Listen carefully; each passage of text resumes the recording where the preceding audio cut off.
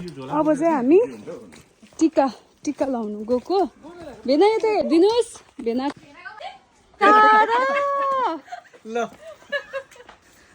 ल यता सानो भेना सानो नाना हो कति राम्ररी देखिरहेछ है तर हजुर खोइ काँक्रा तपाईँले वाउ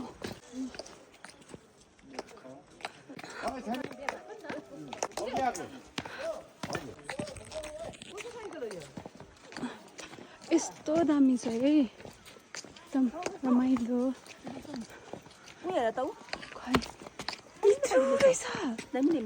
ए यतापट्टि पनि रहेछ है वा हुन्छ यहाँ हेर्नुहोस् है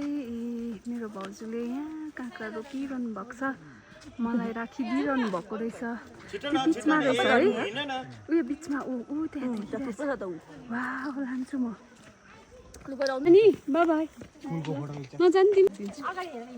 ए हुन्छ भाउजू यता नाना सानो नाना भेना हामी चाहिँ हाम्रो फुपूकोमा जाँदै गरेको घरमा चाहिँ लाउनु हुँदैन तर यहाँ चाहिँ लाउनुहुन्छ म्याच भइरहेको छ हजुर दिदी बहिनीको चाहिँ म्याच भइरहेको छ